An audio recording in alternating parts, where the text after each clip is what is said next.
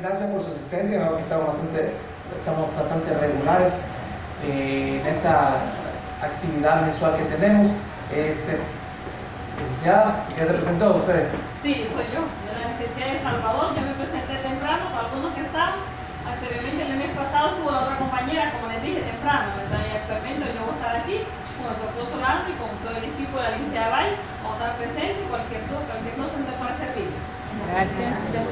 Bueno, para continuar las actividades del INES, ya saben que queremos hacer esto mensual, lo que queremos es crecer como grupo y la condición, como le hemos dicho, es que siempre traigan a alguien más, o vean cómo hacen para invitar a alguien más, que esté a la par en la cola, o no sé, a la par cuando están pidiendo un medicamento, o esperando la consulta.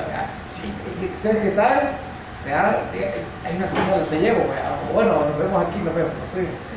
Ok, para continuar con el programa que hemos desarrollado, tenemos ahora la presencia del doctor Ronald Najarro, que es nuestro neurocirujano de epilepsia, ¿verdad? El doctor Najarro es titular del Servicio de Neurocirugía del Seguro Social, enfocada en la neurología de Ciudad de México, específicamente de cirugía de epilepsia, y es para mí la persona más autorizada para hablar de este tema en este país. Entonces, el tema obviamente de cirugía de epilepsia, ¿verdad? Así que los dejo con el doctor Najarro para que él nos pueda dar un poquito de luz en este tema tan nuevo. Las epilepsias son producidas por una actividad eléctrica normal en el cerebro, todos ya sabemos perfectamente bien eso, y que la extirpación quirúrgica de la zona del cerebro causante de los ataques ha sido una forma de tratamiento aceptada desde hace 50 años. Como pueden ver, esto no es nuevo, pues, ¿verdad? Sino que ya se lleva bastante tiempo haciendo, y a pesar de que se lleva bastante tiempo haciendo, siempre se siguen descubriendo cosas nuevas y se siguen haciendo modificaciones incluso a las técnicas quirúrgicas, y se siguen analizando cada vez más y más pacientes, ¿verdad? Y se siguen abordando de manera diferente más y más pacientes.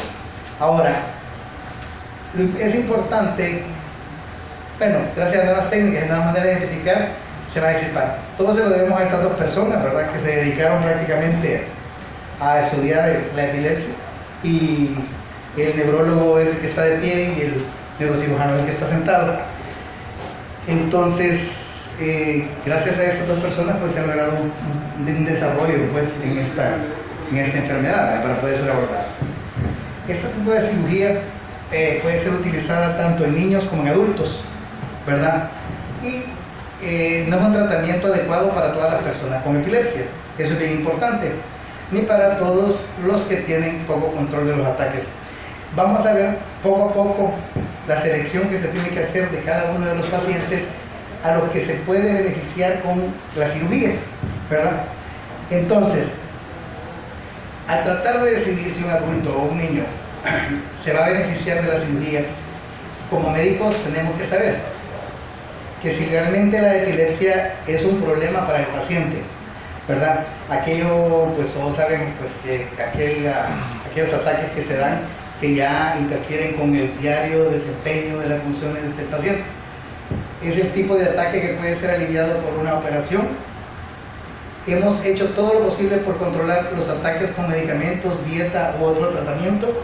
Como pueden ver, prácticamente es la última línea de ataque, ¿verdad?, para la epilepsia. ¿Podría la afección mejorar sin cirugía? ¿Podría empeorar sin la cirugía? Y yo agregaría, ¿podría empeorar con la cirugía? ¿Verdad? ¿Son los beneficios superiores a los riesgos? Entonces, entrando un poquito en materia, sabemos que todos son interrogantes individuales con respuestas diferentes para cada persona. No va a ser lo mismo para Juan, no va a ser lo mismo para Pedro, no va a ser lo mismo para Juanita, ¿verdad? Entonces, como médico, lo que tratamos de hacer es aislar cada caso de cada paciente.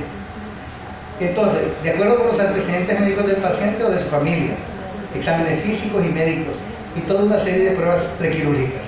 Vamos a ver poco a poco que toda zona en el cerebro tiene una representación, tanto como memoria, tanto como hablar, tanto como mover la pierna derecha, la mano, el dedo. Entonces, es bien importante identificar primero a dónde es que se ubica la región que nos hace convulsionar, para ver si es posible atacarla de raíz, como se dice. Entonces, siempre tenemos que tener en cuenta para qué sirve cada partecita de nuestro cerebro, y en base a eso nosotros podemos dar un pronóstico, o podemos decir al paciente, mire señor, se puede operar, o mire señora, así se puede operar con esto y esto y esto y esto. Pero para llegar a ese punto, falta. La cirugía de la epilepsia refractaria, y este es un término que todos tenemos que manejar, es un área de la neurocirugía enfocada en el estudio y tratamiento de los pacientes con síndromes epilépticos que no responden adecuadamente al tratamiento farmacológico y que a la vez corresponden a casos que pueden beneficiarse de alguna de las técnicas específicas que la neurocirugía especializada puede ofrecer. Tomemos el tema de epilepsia refractaria. ¿Cuál de todas las epilepsias se va a operar o se va a estudiar para ver si es posible operarlas? Son las epilepsias refractarias. Son todas aquellas que no van a responder al tratamiento con medicamentos antiepilépticos. Conste, cuando mencionamos tratamiento antiepiléptico, con medicamentos antiepilépticos, estos tienen que ser recetados de una manera adecuada y a dosis adecuadas, obviamente. Se caracteriza porque el paciente sigue presentando las crisis aún estando con más de un medicamento. Si bien es sabido, más de 2 o 3 medicamentos reduce el porcentaje de cada medicamento para el control de crisis. Entonces, ese es un tipo de, pues, se puede considerar como una epilepsia refractaria. Esto puede ocurrir, y repetimos, tanto en niños como en adultos. Bien, los pacientes adecuados para un tratamiento operatorio van a ser. Aquí es un desglose que es un poco tedioso y aburrido, porque más que todo se centra en los tipos de crisis. Entonces, voy a pasar por alto un poco de esto, porque quieras o no, a veces uno trata de como calzarse. Mis crisis son así, mis crisis son de otro modo. Entonces, dejemos esto de lado, porque al final de cuentas lo que va a mandar en el estudio que nosotros vamos a hacer del paciente.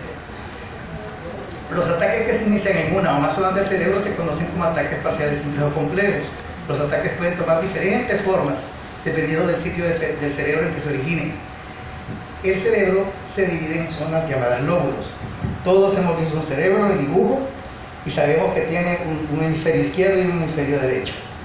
Y que cada hemisferio tiene una parte frontal, temporal, parietal, occipital, y tiene su cerebelo abajo, ¿verdad? Que no es parte del cerebro, pero sí es parte del encéfalo.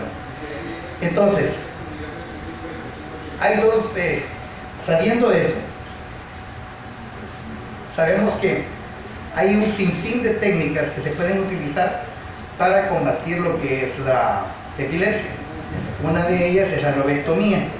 Y van a decirme, doctor, pero usted me puede garantizar a mí de que quitándome un lóbulo yo voy a quedar bien.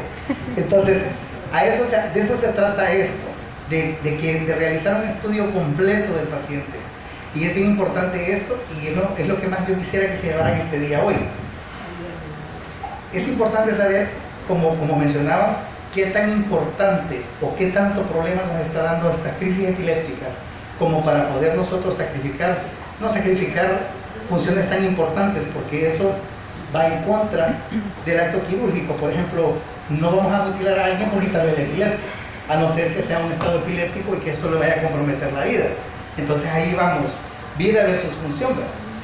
Pero antes que todo tiene que prevalecer la función ante cualquier acto quirúrgico, ¿de acuerdo? Entonces,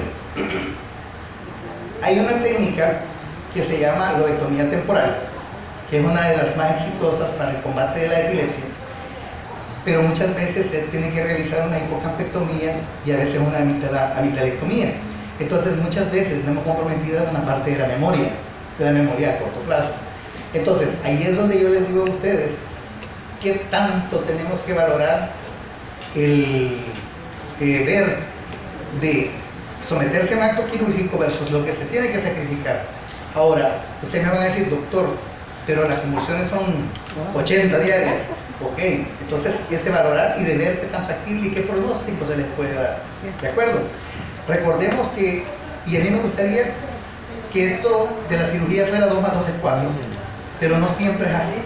Tenemos varios factores predisponentes a cualquier cosa, sus enfermedades, hipertensión, diabetes y otras cuestiones a veces que están fuera del control del cirujano, como son hemorragias, infecciones, etc. Pero avancemos un poquito más. Aquí no se mira bien el cerebro, pero ya más o menos es un diagrama nada más. Aquí hablamos de la lobectomía, que dijimos que era extraer una pequeña parte del cerebro, ¿verdad? Un lóbulo, y hablemos también de una hemisferectomía. La hemisferectomía generalmente más que todo se utiliza más en niños o en pacientes que están en estado convulsivo, que se necesita detener las crisis. ¿De acuerdo? Entonces no me voy a detener mucho ahí. La callosotomía, otro tipo de cirugía que se efectúa en el cuerpo calloso, que es la que decía de separación cerebral, ¿verdad? Que no extirpa tejido cerebral, lo único que hace es extirpar el tejido de comunicación entre un lóbulo y lóbulo. Esto solo se los traigo nada más para que vean que no solo hay un solo tipo de cirugía, o sea, no es una aspirina, ¿verdad? No es un acetaminofén para el dolor de cabeza, o como aquí en el seguro, acetaminofén cura todo.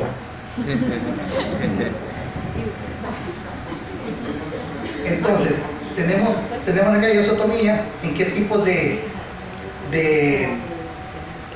crisis o de epilepsia se puede utilizar? ¿Y qué es lo que tratamos nosotros de aliviar en el paciente? Por ejemplo, los ataques de caída, los movimientos espasmódicos masivos. Pero eso, como les repito, no quisiera yo entrar en detalle porque no quisiera que ustedes se vayan en algún momento a encajonar o a querer calzar uno de los diagnósticos, ¿de acuerdo? Porque cada uno y cada caso es completamente diferente. Bien, esto sí me interesa que sepamos. Para llegar a evaluar a un paciente y que lo consideremos candidato para cirugía, es necesario someterlo a un sinfín de pruebas. Entonces, tenemos que estas pruebas se hacen para asegurar que la cirugía tenga buenas posibilidades de éxito y que no vaya a afectar ninguna de las funciones importantes del cerebro. La mayoría de las pruebas se usan para identificar exactamente la zona del cerebro donde se inician los ataques, que es lo más importante. Pero llegar a esa zona es bien difícil, porque recuerden que el cerebro tiene profundidad. Entonces, muchas veces nosotros solo estamos viendo por, como dicen en lo famoso, de la punta del iceberg. Entonces, puede ser que una neuronita es la que esté haciendo el desorden allá abajo y tengamos nosotros una gran rea que nos está expandiendo en la superficie del cerebro en el área cortical. Entonces, es necesario, ¿verdad?, localizar bien. Por eso es que se trata de evitar el término foco epiléptico, porque en realidad a ciencia cierta saber exactamente qué área en específico comenzó a desarrollar la crisis es bien difícil. Y se toma la cuestión de área o zona epileptogénica, ¿verdad? Entonces, si ustedes ven, dice, la mayoría de las pruebas se usan para identificar exactamente la zona del cerebro donde se inician los ataques o para localizar otras zonas, como el centro del habla y de la memoria, que deben evitarse. El número de pruebas que se haga dependerá del tipo de operación que se esté planeando y de la cantidad de información que cada prueba aporte. Las pruebas siguientes son las usadas más a menudo antes de tomar la decisión a operar. A la cabeza, por supuesto, va el electroencefalograma. Estas pruebas registran la actividad eléctrica en el cerebro e identifican las zonas cerebrales donde ocurren los ataques. Como pueden ver, ustedes pueden decir, ay, ¿te va a dejar solo el electroencefalograma? Sí, porque el electroencefalograma es el inicio de todo. Seguimos. Resonancia magnética. Se obtienen imágenes del interior del cerebro. Muchas veces nosotros localizamos la zona en un electroencefalograma y, como les repito, como les estaba mencionando antes, nos vamos a la profundidad y en la resonancia magnética a veces podemos encontrar alguna masita, algún quiste, alguna malformación arteriovenosa, que en realidad es el desencadenante de nuestras crisis. Y a veces pueden haber lugares de cicatrización pequeñitos o displasias que se formaron desde la niñez y que más adelante, o esclerosis incluso, y que eso nos están desarrollando las epilepsias más adelante. Las exploraciones con resonancia magnética pueden mostrar tumores, vasos sanguíneos anormales, quistes y zonas de pérdida de células celulares u otras lesiones del cerebro. Entonces, ya llevamos 2 exámenes, electroencefalograma y resonancia magnética. La vigilancia simultánea de video y los registros de electroencefalograma ayudan a identificar el tipo de ataque que está ocurriendo. Vale, aquí me voy a detener unos segunditos porque esto es, el electroencefalograma solo se toma alrededor de 15, 20, a veces hasta 40 minutos. El video electroencefalograma a veces se deja 2, 4, 6, 8, 10, 24, 48, 72 horas, las que usted quiera. La importancia del video electroencefalograma es para hacer una correlación entre lo que uno ve y la actividad eléctrica que se está desarrollando al momento de la convulsión. ¿Por qué? Como yo les mencioné, de que cada parte del cerebro tiene una representación, ya sea para la mano, para los ojos, para la cara, para la nariz, para el cachete, para la ceja. Entonces, si yo veo que me mueve la ceja, yo tengo que ir a corroborar si el área donde tengo la normalidad eléctrica corresponde a uno de los electrodos que está cerca de donde se desencadena el impulso para la ceja. ¿Me entienden? Entonces, este es un trabajo un poco detectivesco, si lo quieren ver así. Mandamos nosotros el video electroencefalograma. El neurofisiólogo viene y hace el análisis completo de estar viendo al paciente. Ok, aquí hay actividad. ¿Qué hizo el paciente? Movió el dedito del índice derecho a corroborar. Pues sí es actividad eléctrica. Pues sí. Porque muchas veces tenemos movimientos espontáneos que no necesariamente pueden ser una crisis epiléptica. ¿De acuerdo? Bien, las pruebas neuropsicológicas, entre ellas la de inteligencia, memoria y del habla, dan más información a los médicos sobre los sitios donde ocurren los ataques o sobre la lesión cerebral que lo está causando. Unas pruebas ese es bien importante. En lo personal, todo estudio de paciente epiléptico tiene que llevar a lo largo de la línea del tiempo, desde que se reconoce su enfermedad y va progresando, independientemente del tratamiento que se le dé, su prueba neuropsicológica, ya sea periódica. Ahí los epileptólogos sabrán cada cuánto se lo van dejando para ver qué deterioro o qué tanto se ha detenido o qué tanto va progresando el deterioro del área que puede abarcar la crisis. ¿De acuerdo? Bien, esto de la prueba intracarotidia no se lo menciono porque en nuestro medio no se está realizando, e incluso en países desarrollados se realiza muy poco. Hay algunos que dicen que ya no se utiliza. Bien, tomografía de emisión de positrones. Algún día, primero Dios, lo logremos tener. Prácticamente es un TAC que ocupa un marcador, y el marcador lo que hace, se lo voy a decir a grandes modos, no de manera científica. Entonces ponen un marcador en la sangre y lo que hace prácticamente se deposita en el sitio donde está desencadenando la crisis. Entonces es como para decir aquí, ¿ok? Pero la limitante que tiene es que tiene que ser exactamente en el tiempo de la crisis, porque si ya lo toma después ya no se vio, si lo toma antes ya no se vio. Entonces ese es lo tedioso, tiene que ser en un momento exacto y dura poco, ¿ok? Bien, aparte que es caro y los reactivos duran poco tiempo. Bien, también el SPECT, que casi que es lo mismo, ¿verdad? Pero son pruebas de reacción diferentes, no voy a entrar en detalle. Después de que todas las pruebas descritas se hayan hecho, todavía es posible que se necesite información adicional para identificar la zona epiléptica en el cerebro. Esto se debe a que la actividad de los ataques a veces no puede ser identificada por los electrodos aplicados a la superficie de la cabeza. Voy a dar la punta del iceberg. A veces podemos tener rellena la cabeza de electrodos y como el inicio es abajo, a veces no se registra adecuadamente. Para obtener esta información adicional pueden necesitarse dos operaciones distintas. La primera, en la cual se coloca un electrodo dentro del cerebro mismo. Estos electrodos especialmente se denominan electrodos profundos o subdurales. Después de haberse colocado, el paciente permanece en el hospital con la cabeza envuelta y un vendaje externo. En pocas palabras, ¿qué hacemos? En vez de poner el electrodo encima, se lo metemos, ¿verdad? Pero este sí es un método medio invasivo, dicen, en realidad es invasivo, ¿ok? Pero es una manera de poder registrar la actividad eléctrica ya dentro del cerebro, ¿verdad? Seguimos. Habla de los electrodos profundos. Si las pruebas muestran que hay una sola zona epiléptica y que puede extirparse sin peligro, se realiza una segunda operación para extirparla. Eso es lo importante. Logramos localizar, logramos determinar si la zona no es elocuente, dice uno en medicina, por ejemplo, el habla, la comprensión, ¿qué le puedo decir? La memoria, pero la memoria que nos ayuda ya a comunicarnos, y memoria de trabajo, y situaciones así, podemos prescindir y ocupar esa zona y extirparla. Entonces, ¿qué estamos haciendo ahí? Prácticamente estamos haciendo que el área de descarga prácticamente la quitamos y ya no va a haber progresión de la epilepsia en ese aspecto, ¿de acuerdo? Como yo les decía, esta área que está desencadenando la crisis pudiera ser o una cicatriz viejita por algún golpe viejito que tuvimos, pero eso no quiero decir que todos los golpes van a producir epilepsia, por supuesto. Que tuvimos, que les puedo decir, una malformación pequeñita y se rompió y esa sangre que quedó ahí que nadie se percató, o durante el nacimiento en un sangrado y nadie se dio cuenta. O sea, son cosas que pueden pasar, que a veces nos preguntamos, ¿y yo por qué soy epiléptico? ¿Verdad? Entonces, Todas estas es lo que uno trata de dilucidar al momento de la cirugía. Entonces, determinando el área específica a operar, viendo que no haya ningún problema en la cirugía, viene, se extirpa. Y así es como se hace. Si no es así, la cirugía se realiza solamente para extraer los electrodos. Ok, no podemos operar ahí porque exactamente el área que desencadena las crisis está sobre el habla. Y no se vale venir, quitarle el habla a la persona. Ok, la crisis, ¿ya? A no ser, como le repito, que esté en peligro de muerte por un estatus convulsivo que es irreversible, ya uno tiene que buscar qué método va a hacer. Pero eso ya es otro cuento. Otras veces las pruebas pueden no dar suficiente información y los médicos pueden decidir o no recomendar la cirugía. Las cuadrículas subdurales registran las señales de los ataques desde la superficie del cerebro.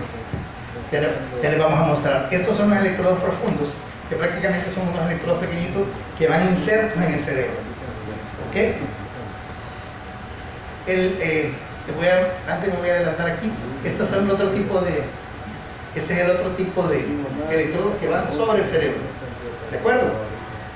Antes se ocupaba más de los profundos, hoy se utilizan más de estos. Estos, la ventaja que tienen es que se pueden poner a un lado, abajo o al otro. Ok. Bien. Ya solo eso les voy a traer de sangre, no más. Bien. Aquí vamos, aquí. Es necesario completar el... Nos quedamos esotomía, neurotomías. Aquí. Bien, el éxito de la cirugía para la epilepsia va a depender de la selección cuidadosa de los pacientes y de disponer de un equipo médico y quirúrgico de gran habilidad. La operación puede llevar varias horas, ya que los cirujanos deben localizar primero y luego extirpar la zona del cerebro identificada en las pruebas previas, como el sitio de origen de la actividad de los ataques, o cortar cuidadosamente las fibras nerviosas entre las dos mitades del cerebro si es que se va a realizar la operación de separación o hacer las incisiones necesarias para el procedimiento. Los registros del electroencefalograma durante la cirugía, cuando se va a operar, uno toma un trazo del electroencefalograma y uno ve la actividad anómala que hay. Y ese es el parámetro que uno sigue para confeccionar, es como que va a hacer un traje. Ok, aquí está el patrón, vean, lo ponemos encima de la tela y comenzamos a recortar. Recortamos, volvemos a poner la malla. Si ya no hay actividad, chicos, nos vamos, esperamos 15 minutos porque tiene que estabilizar. Nos vamos, cerramos. Si hay actividad, uno tiene que ver. No es tan fácil solo venir y recortar, porque muchas veces tenemos como áreas de encubrimiento en el mismo cerebro. Pueden haber áreas superpuestas de actividad eléctrica. A veces usted viene, opera una parte y esa área estaba superpuesta en otra área, que el área a veces sobre la cual puede estar superpuesta es un área como el habla o movimiento de la mano derecha o la mano izquierda. Entonces uno dice ahí nomás. Ahora, ¿qué es lo que más exige esta cirugía? El conocimiento de la anatomía del cerebro. Pero como les repito, el cerebro de Juan no es igual al de Juanito. Entonces lo que se puede ocupar a veces, y muchas veces se hace, es que uno ocupa estimuladores adentro de la cirugía para ver qué área corresponde al brazo, qué área corresponde a la mano, qué área corresponde al habla, ¿verdad? Entonces, a veces puede ser que esa anatómicamente sea el área del habla, pero que funcionalmente en esa persona no sea. Entonces, eso nos da la capacidad para poder venir y quitarlo. ¿Ok? Entonces, por eso conlleva bastantes cuestiones de lo que es cirugía funcional en esencia. Bien. El cerebro puede ser estimulado con impulsos eléctricos leves durante la operación, lo que les mencionaba, para identificar las zonas especiales que controlan el habla, el movimiento y las sensaciones. Algunas veces toda la operación se realiza con el paciente despierto, pero eso no quiere decir que ustedes van a estar, ay doctor, ay me duele, me duele. No, no es el dentista, ¿de acuerdo? No es el dentista. Aquí va mucho el arte de lo que es el neuroanestesiólogo. Entonces el neuroanestesiólogo lo lleva a una sedación en la cual usted está y no está, ¿de acuerdo? Cuando se hace el orificio en el cráneo, usted está completamente dormido, pero dentro de la cirugía se despierta el paciente y se puede intercomunicar, o sea, se puede intercomunicarse con el paciente y le puede preguntar qué está haciendo. O sea, eso que sale, no lo del mago, sino que lo que sale del violinista, eso es cierto. Incluso lo que se hace es poner a veces a leer fichas de identificación, incluso de figuras. Y eso se hace durante la cirugía para ver si el área que se va a abordar es funcional o no. Entonces, cuando le digo que el paciente está despierto, previamente se ha educado al paciente para el momento de la cirugía. ¿Ok? Entonces, eso nos permite a nosotros poder trabajar, poder confeccionar una cirugía segura hasta cierto punto, garantizando que se va a dañar lo menos posible, ¿verdad? Las áreas elocuentes, las áreas importantes, y así poder tener un buen pronóstico, ¿verdad?, posterior a la cirugía. Pero como le repito, yo quisiera que esto fuera 2 más 2 es 4, ¿verdad? Pero eso tiene que decírselo uno a todos los pacientes y a cada momento para que no se olvide. Porque uno va bien optimista a la cirugía, incluso el paciente va bien optimista que todo va a salir bien, que todo va a salir bien. Y a veces, desgraciadamente, las cosas no salen como uno las ha planeado. ¿Ok? Bien, después de la operación, el paciente sigue en el hospital durante una semana y luego se va a su casa para continuar su recuperación. Después de unas 3 o 8 semanas, por lo general puede volverse a sus actividades normales. Los médicos normalmente recomiendan que los pacientes sometidos a cirugía sigan tomando medicamentos. Oiga, esto se me olvidó no ponerlo en rojo. Los médicos normalmente recomiendan que los pacientes sometidos a cirugía sigan tomando los medicamentos antiepilépticos. Esto de por 2 años no lo oigan. Van a ir a su médico que les recete el medicamento. ¿De acuerdo? Algunas personas pueden tener que continuar con medicamentos indefinidamente para mantener el control de sus ataques. Lo importante de la cirugía de epilepsia es: 1. Disminuir la agresividad de las crisis o intensidad de las crisis, disminuir el número de crisis. Obviamente uno quisiera, pues, gracias a Dios se pudieran curar todas y quitar el medicamento, pero eso dependiendo de cada caso. Seguimos. Esto ya se lo mencioné. La cirugía para la epilepsia es compleja y debe planificarse minuciosamente para obtener buenos resultados. Es mejor realizarlo en un centro que se especialice en estas operaciones y que tenga historial de éxito. Además, algunos casos quirúrgicos representan dificultades mayores que otros y pueden necesitar más pruebas y evaluaciones antes de proceder a la operación. Hay personas que pueden pasar hasta 6 años en pruebas y nunca se operan. Hay pacientes que se les puede ofrecer alguna otra cosa paliativa, se dice, o para aminorar las crisis, porque no se puede operar porque el área es demasiado importante como para poderla ir a quitar. ¿De acuerdo? ¿Como cuáles, doctor? Hay estimuladores que pueden reducir, pero eso depende del caso. Bien, por consiguiente, el paciente y la familia deben tener una imagen realista de los beneficios y los riesgos y las probabilidades de lograr un control completo o parcial de los ataques. Por ejemplo, tal vez hay efectos físicos residuales después de la cirugía para la epilepsia. Algunas veces hay cambios emocionales. A la cabeza, lóbulo temporal, depresión, ¿de acuerdo?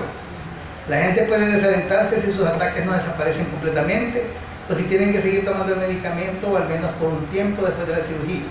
Cuando los ataques desaparecen por completo o se ocurren, muy ocasionalmente hay una sensación de alivio y celebraciones que son fáciles de entender. Pero algunas veces la gente también se siente deprimida. Tal vez haya gran tensión y sea difícil satisfacer las expectativas que otros podrían tener o ajustarse a una persona sin ataques después de haberlo sufrido por tanto tiempo, ¿verdad? Entonces, aquella codependencia, pues, ¿verdad? Va, ¿y yo qué hago? ¿Verdad? Que le ayuda a uno. ¿Y yo qué hago? ¿Verdad? Si siempre le he ayudado y he estado... O sea, a eso se refiere. En la mayoría de los casos estas reacciones son pasajeras. Como otros problemas que pueden surgir en conexión con la cirugía para la epilepsia, estas pueden controlarse mejor si tanto el paciente como la familia saben lo que pueden esperar y han hablado por ello con el equipo médico multidisciplinario que puede incluir neurólogos, cirujanos, enfermeras y psicólogos antes de proceder a la operación. Como quien dice, esta decisión no es solo del cirujano ni de su doctor, sino que es de la familia, del paciente, del doctor y de todos, ¿verdad? Y de su entorno sobre todo. ¿Ok? Entonces, ¿es necesario completar el estudio con una resonancia? Con ese estudio que ya lo dijimos, y es. Pregúntenme. Dígame. Una consulta. ¿Y esos electrodos, cuando ya los introduce, dura cierto tiempo, hay que estarlos reemplazando o es ya una sola? Esos solo son para diagnóstico. ¿De acuerdo? Solo que nos den información y churungón se quita. ¿Vean? No hay que salir ahí. Ahora, hay técnicas avanzadas porque como ustedes van a revisar internet y todos van a ver, mire doctor, fíjese que hay un electrodo ahí que le quita las crisis a uno. Ese es diferente, porque ahí ya se ha localizado el área que lo hace convulsionar a uno y usted va a ir a insertar exactamente ahí. Entonces lo que va a ir a hacer prácticamente es como hacen los bomberos con los incendios. Cuando hay un gran incendio, que tiran una bomba ¡puf!, para robarle el oxígeno al fuego y lo hacen más chiquito. Porque yo vi en internet eso que le colocan algo ahí en el... Sí, un estimulador. Entonces lo que hace es, viene, registra la actividad eléctrica que se va a desarrollar y deja ir una descarga para lograr romper la sincronización de la convulsión. Pero ese sí se deja, ese sí se deja. Estos son diagnósticos. Acuérdese que esto es como que usted vaya a poner cámaras en su casa. Entonces va a ver por dónde entró el ladrón. Ahí es lo que está haciendo con estos electrodos. De ahí solo va a dejar a donde está. ¿Verdad? Y efectos secundarios del estudio de colocación de electrodos para ver se considera de el que área que está complicando la situación. se considera de que pueden haber complicaciones del 1 al 4% como máximo. Pero recuerden, yo ahí tengo mis reservas, porque muchas veces depende de muchas cosas, de una infección, de una hemorragia, ¿verdad? De, ¿qué le puedo decir? De las enfermedades sobreagregadas del paciente, ¿verdad? Pero eso ya es cuando el paciente se ha analizado y no se tiene la suficiente información con todo lo básico, ya se tiene que llegar a las técnicas invasivas para poder hacer un verdadero diagnóstico del área que lo hace convulsionar. Pero como les repito, para entrar al estudio de estos casos, tiene que ser una epilepsia refractaria de tratamiento médico, o sea, que no le pega nada. ¿Ok? Dígame. Durante el proceso pueden provocar la epilepsia para ver el... Sí, pero no es ético, ya no se hace. Sí. Sí, claro que sí, pero ya no se hace.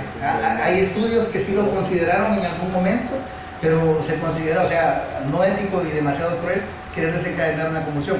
Ahora, lo que sí se hace es bajar el medicamento que se está tomando para ver, pero eso sí, bajo ambientes controlados y dentro de un hospital, ¿verdad? Se baja el medicamento que se está medicando y se está tomando un videoelectroencefalograma, porque sí es importante ver cómo desencadena la crisis. Perdón, ¿El doctor ahí no va a ampliar? Sí, con respecto a la pregunta que se lee. Ciertamente existen protocolos de estimuladores en los cuales se les deja ir una pequeña descarga de muy bajo voltaje para ver la respuesta que tiene esto en el electroencefalograma. Recuerden que todo eso está siendo monitoreado en la actividad eléctrica. La intención que sea, como dice el doctor, en un ambiente controlado para ver más o menos qué respuesta tiene. Pero generalmente no se les da una cosa demasiado amplia para que les desencadenen, se va a ver qué respuesta tiene. Eso sí todavía se hace en ciertos centros, ¿verdad? Pero la idea nunca va a ser provocarle o invitarle algo para provocarle. Otra pregunta. ¿Ya han hecho operaciones en cabo? Hemos hecho, pero a nivel más que todo de lesionales, a las que tenemos la certeza del punto donde está el área electrogénica, ¿de acuerdo? Perdón, Sí, no hay problema. Dígame. Yo tengo amigos que a él le quitaron una zona ¿Cómo no? y se la han colocado por acá. Se la han colocado por acá por, no sé si para mantenerla... No, lo que debe haber pasado es que le hicieron una craneotomía quizás y el pedazo de hueso se guarda en la cavidad abdominal. No en la cavidad abdominal, sino que en la parte abdominal, pero en la grasa, porque eso mantiene el tejido vivo. El problema es que si pasa mucho tiempo, la grasita se va alimentando de ese hueso y lo va haciendo más pequeño. ¿Sabes? Cuando ya uno viene a poner uno, ya es muy pequeño. Yo entendía que era para que Se puede volver a poner, no es que se va a volver a poner, pero la cuestión es esa, hay que valorar al final de todo si encaja cabal en el espacio, porque si está más pequeño ya no le sirve, tiene que haber contacto de hueso con hueso. ¿Para qué creen? Él es operado de un acceso. ¿Cómo no? Se supone que de ahí me dieron la primera convulsión. ¿Cómo no? Pero hoy sigue con convulsión. Pero no seguido, le dan en la noche. Ahora, me imagino que como usted en estudio y toda la cuestión, Le quedó la bolsita ahí. Del acceso. pero hay que ver si en realidad corresponde al área operada, ¿verdad? Por la cicatrización que puede dejar. De hecho, no hay necesidad que sea un absceso. Gracias, mi amor. Muchas veces con una meningitis, ¿vea? Puede haber y uno no logra localizar el área porque como es una inflamación generalizada del cerebro. Y eso quiere hacer, no deja cicatrización microscópica y eso puede desencadenar una epilepsia, ¿de acuerdo? A él no le pusieron lenguacito, le quedó así. Ah, ok. ¿Y hace cuánto lo operaron? 3 años y medio. ¿Y qué le ha dicho su doctor? Casi se pierde. ¿Y aprende a vivir así? Pero está controlado con medicamentos, la condición. Ah, esa es la ventaja. Ok. Ok. Usted no hace eso. Usted no. Pero siempre cuando se lo quitan me dan la prescripción. Ah, ok. Me lo mandan. No puede quitar. Sí. Solo por la noche de dormir. Sí, sí, sí. Sí, ahí es de cómo se llama, de ir a uno cada caso, ¿verdad? Y comenzar a investigar cada caso para ver qué más se le pudiera ofrecer. Aunque si es una controlada, pues con medicamento se la logrado controlar. Y ahorita me mandó a hacer un video de este panorama. Estoy en espera para hacerme. Ok. Pues voy a entrar posteriormente, imagino yo, a la comité para ver si analizamos el caso. Ya se están dando acá en el Según las operaciones programadas. Programadas ahorita todavía estamos en veremos, porque la cuestión es que sí pudiéramos hacerla, pero todavía estamos con un poquito cojo con el equipo para completar y en realidad poder ofrecer todo el servicio completo. Pero por lo menos estamos tratando de analizar los casos para que cuando ya nos compren todo ya tener por lo menos unos pasetitos ahí para comenzar. Bueno, una buena, una gran esperanza. ¿Hace cuánto tiempo es que se utiliza todo el método para la crisis? 50 años se comenzó. 50 años, hace quizás unos 8 años que yo comencé a leer de esto, o sea que ya vamos por los 60. Porque fue a mediados de los años 50, entonces estamos hablando casi 68 años. No, aquí en el seguro no. No, en El Salvador. En El Salvador, es que lo que pasa es que no podemos hablar como cirugía de epilepsia totalmente, porque no se ha abordado como cirugía de epilepsia, sino que aquí lo que se ha hecho a veces es operado tumores, operado malformaciones que posiblemente estaban desencadenando la crisis. Pero como cirugía de epilepsia no. Como no, porque a mi hija sí la operaron en el 70. Ok. El doctor Puri no sé si lo Bueno, como no, pero es que lo que pasa es que el doctor ya traía, porque como él no se informó aquí, ¿verdad? Obviamente sí, ya traía su conocimiento. Solo para ampliar lo que el doctor dice, el mensaje aquí es que el doctor es el punto final de una serie de evaluaciones y eventos que tienen que darse para que podamos decir, este paciente va a pasar. Es más, nosotros, el doctor, mi persona, el doctor Ángela Sánchez, ustedes la conocen, pertenecemos a lo que se llama Comité Multidisciplinario de Epilepsia de Servicios Sociales, en el cual se discuten los casos complicados o los casos que probablemente nosotros pensemos que podrían ser candidatos a una cirugía de epilepsia. Pero esto implica no solo evaluaciones por parte de mi persona o de la doctora Sánchez, sino que evaluaciones neuropsicológicas, psicológicas, psiquiátricas, etcétera, que nos van dando la pauta de si el paciente es buen candidato o no. Porque en el camino podemos decir, sí, fíjese, pero el problema está en que según sus pruebas, la cirugía probablemente le cause más daño que beneficio. Entonces el doctor al final, él va aunque él pertenece al comité y discute todas las etapas del camino, es al final el doctor que va a recibir el fruto de todas esas evaluaciones para ver si se puede operar o no. Por eso es que es bien fácil decir, la cirugía de epilepsia, sí, solo mete la sala y quiten el pedacito. No, no es así. Es un paciente que nosotros hemos evaluado que vale la pena intentar quitarle ese pedazo de tejido para ver si podemos mejorar su calidad de vida o quitarle el físico. Por eso digo yo, para llegar a ese punto de ser considerado candidato quirúrgico, por decirlo así, primero es que cumpla con el criterio de epilepsia refractaria de tratamiento médico, ¿verdad? Y de ahí para allá vamos, de dónde viene, a dónde está localizado, si es factible una cirugía o nada más aliviar, y ahí es la cosa, ¿de acuerdo? Dígame. Dice que yo que me convulsionó por una fiebre como de un año y medio, y en su momento le dejaron tratamiento compulsivo, pero se lo dieron nada más por un tiempo, pero el niño lo suspendieron. Entonces, el niño yo sé que convulsionó por la fiebre alta, ¿verdad? Se lo controló. Pero yo pregunto, ¿las circunstancias son hereditarias o no? No tiene nada que ver que el niño haya convulsionado porque yo sea la reguladora de convulsión.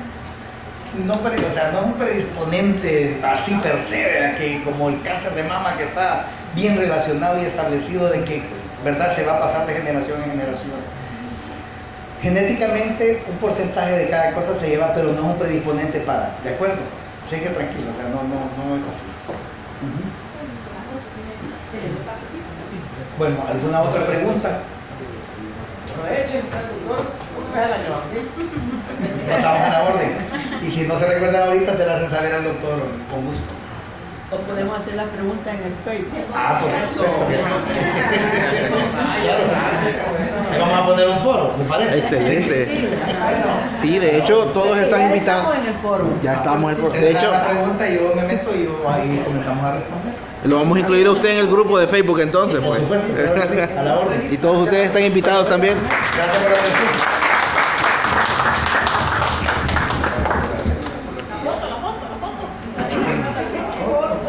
Gracias, muy amable doctor Navarro por esta bonita intervención. Que se da cuenta, como digo, que el equipo va creciendo. Y la idea, como les digo, es que ustedes se vayan empapando de esto. Se dan cuenta, no sé cuántas veces antes habían oído hablar de cirugía de epilepsia. Y si van a otra parte es bien difícil que no oigan hablar. ¿Por qué? Porque esto en nuestro país es relativamente nuevo. Y muy poca gente lo maneja estos conceptos.